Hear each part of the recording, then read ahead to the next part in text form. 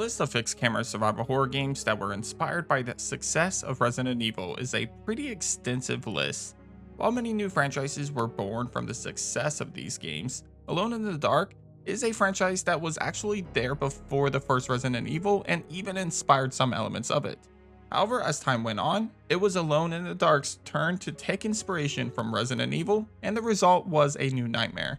So on the first ever episode of a new mini-series on my channel, we'll be taking a look at this retro survival horror game that was released back in 2001.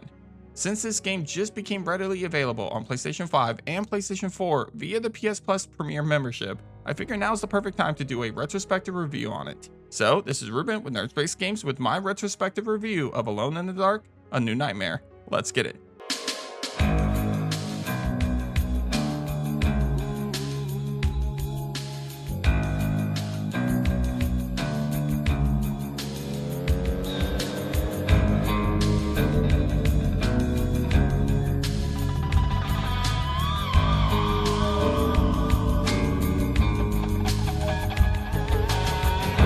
A New Nightmare is the fourth installment of the Alone in the Dark series and in a way serves as a reboot of the franchise. The game takes a lot of inspiration from Resident Evil, specifically RE2, as it allows the player to choose one of two different playable protagonists, Eileen and Edward.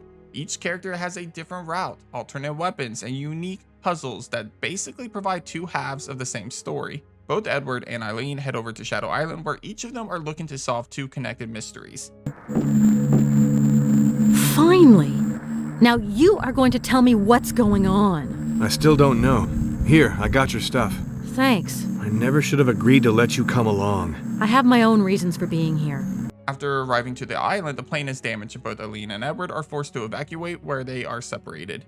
Each character starts at a different location. Eileen starts on the rooftop of the manor, while Edward starts just outside of the manor. As I stated at the start of the review, A New Nightmare uses fixed camera angles with 10 controls. One unique feature included in this game though is a new flashlight mechanic. The flashlight allows the player to push back enemies that are sensitive to light, solve puzzles, and see in some really dark areas. Think of Alan Wake, but 9 years earlier. To be completely honest, it was somewhat shocking to see a feature work so well in a game this old. On a negative side of things, A New Nightmare took a step back with fixed camera angles. Perhaps it was because of some of the other unique features included in the game like the flashlight mechanic, but the transitions between the camera angles were slow. Even slower than some older classic survival horror games like the classic RE trilogy.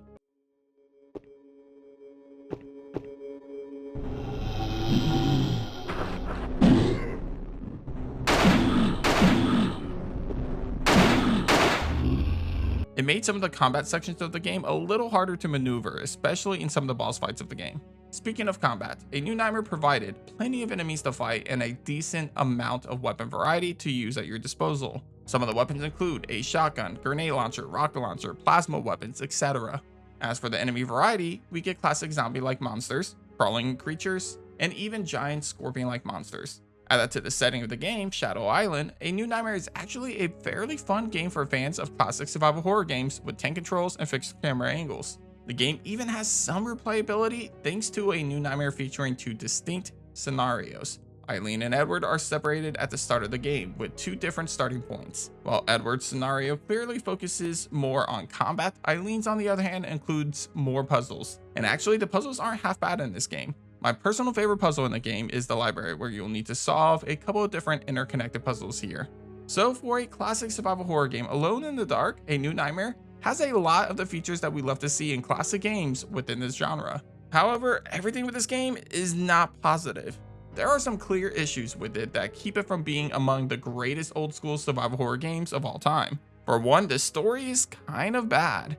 I mean, I don't necessarily play classic survival horror games for their story, but even with that considered, it still finds itself to be below average when all things are considered. I'm warning you. I won't hesitate to shoot. Eileen? Carnby?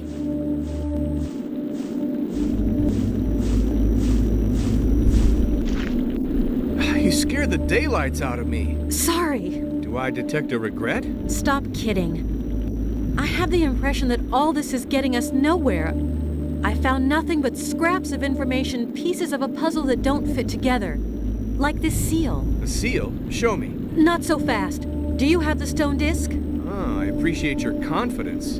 Another issue comes from the boss fights. None of them really stand out. In most cases, they are pretty easy to handle. Even the final boss fight is extremely underwhelming with a mediocre monster design compared to other survival horror game monsters out there. Finally, the next issue comes from the thing that I love most about classic survival horror games, the fixed camera angles.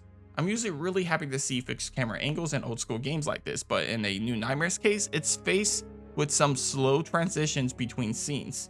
Traveling around the manor and the island while having to wait for a 2-second pause between every pre-rendered scene became frustrating to deal with, especially with the amount of fixed camera angles there were in the game. Although it did do one thing right, it improved my appreciation for the classic Resident Evil and Silent Hill games. Alone in the Dark, A New Nightmare is far from perfect for an old school survival horror game. It has its own issues and it's definitely not one of the best entries in the genre. With that being said, it still has plenty of positives to appreciate. The 2 scenarios add replayability. The enemy variety keeps things interesting. The areas to explore both in and out of the main manor on the island is a great setting for a survival horror game. And the puzzles combined with the fixed camera angles and tank controls make for a must play for fans of classic Resident Evil and Silent Hill games. So with all of that considered, I give Alone in the Dark, A New Nightmare a 6 out of 10. It's definitely above average, but it's something that I don't think most people will enjoy unless they are a huge fan of that old school survival horror gameplay. Anyway, that's it for today's episode of Nerd Space Games. I just want to say thanks for tuning in to my new mini-series, Retrospective Reviews. On that note, if you guys enjoyed this kind of content, let me know as I want to get as much feedback as possible on new content for you guys. Also, don't forget to leave a like on today's video and subscribe for more survival horror content. But as always, I'll catch you guys on the next episode of Nerd Space Games. Take care.